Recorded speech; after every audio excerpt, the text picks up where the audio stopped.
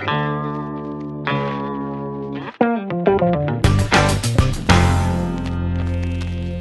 and welcome once again to All American Shooter. My name is Jason Anderson and I want to talk to you today about your belt. The belt that you pick for your concealed carry system or your self-defense system is really the cornerstone of just a number of components that tie into how you carry and safely carry your duty holster or your self-defense pistol. And I want to talk to you about some of the options that are available out there. Some people like a canvas style belt. A canvas style belt is easy to take on, easy to take off, easy to adapt a new holster to. My personal problem with a canvas type belt is that it's kind of flimsy in my mind. I really don't see this as being something that will really stand the test of time. This is something that came with a pair of pants that I got, I think, over at Kohl's. And it's kind of droopy, kind of saggy. Yeah, I could probably wash this. It might be easier to maintain that way. But in terms of usability when doing a concealed carry firearm, a canvas belt really isn't an option in my book just because it's flimsy and it's not as thick. So I'm going to exclude the canvas belt from the operation here. The second kind of belt is your standard dress belt. You'll see these kinds of belts at places like JCPenney, Kohl's, stuff like that. They come in brown, black, various colors and styles. They always will have a standard kind of buckle like this.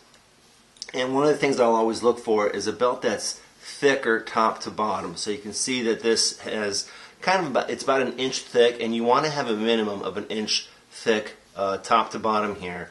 But you also want to be looking for something that doesn't flex a lot. You can see this one is flexing a lot still, and it's not very thick in terms of width of the belt itself. It's not very thick inside of there.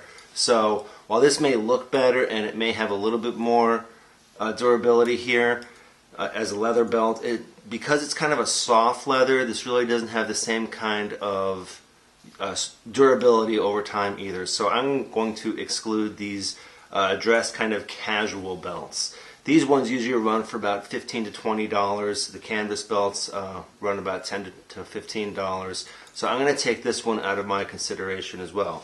The next style is an even thicker one, and actually let me bring this one back in so you can kind of see what we're talking about in terms of thickness here. You can see between the two that the dress belt is a little bit thinner. This is about 1.25 inches, this duty belt. These are the standard kind of belts that police officers use. You can see it's a lot stiffer in terms of the type of leather, and it's a little bit wider, and it's also a little bit thicker. So if you look at the two side by side, you can see how one is a little thicker than the other one, and this is going to be a lot more usable and durable in terms of functionality. I've had this one, I got this at a local gun shop. I've had this one for probably about 6 months, and it's getting a little worn in, but it's still maintaining its rigidity across here and its rigidity through here. So this probably would be a lot better for a concealed carry firearm or any kind of duty holster where you're going to put things, whether it's a utility knife or you're going to be carrying any kind of accessory packets on your hip here. So this is a duty belt. This would usually run about $30 to $40 at a local gun shop. You can get them online. So this is a lot better, but my favorite kind of duty belt, or my favorite kind of holster belt, if you will, for holstering a firearm or any kind of accessory items, is this kind of a belt. This is a Filson belt. I got this as a Christmas gift, and you can already see that this is much thicker in width here and across here. And let me pull this one back in so you can kind of see what we're talking about here. It's got about the same thickness as the duty belt, but it's just a smidge thicker. It's just probably maybe 1/8 of an inch, if at all, thicker.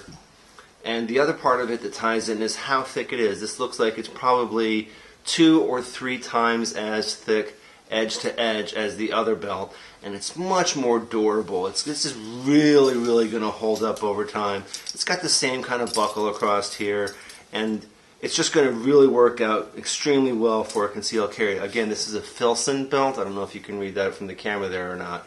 It's a Filson belt, and you want to get your belt to be actually probably 1 or 2 sizes larger than your actual waist size. So I wear a size 36, 38, depending on who makes my pants.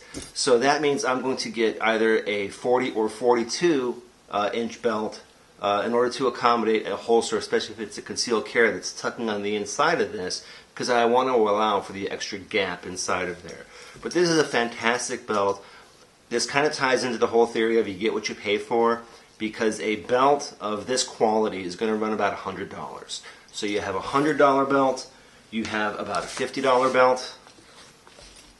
On these duty belts that come from gun stores, you have the dress belts that are $15 to $30, and that fits inside of there. And then you also, of course, have the canvas belts, and these run about $5 to $10. And you can see that the durability on each of these is going to increase as you start to pay more for a belt, just because the whole mentality of you get what you pay for really ties into it. You have the $5 to $10 canvas belt, really not an option in my mind. You have the casual normal type belt that you'll get at JCPenney's or Kohl's for $20. You have the $30 to $50 belt that you might see at a gun store. These are often the ones that you'll see at trade shows. And then you'll have the really true belts that are designed for concealed carry and carrying a whole bunch of accessory items on your waist. And these will run anywhere from $75 to $100. Again, you get what you pay for. You can really see the qualities here in this. And this is definitely the cornerstone of any kind of concealed carry system. Next up, I'll probably be talking about some different holster options as well. I have a review from Ready Holster that I'll be showing you for some inner waist belt style carries. But that's going to be it for today's video tutorial or education video from All American Shooter. Thanks for watching, and we'll see you next time. Bye.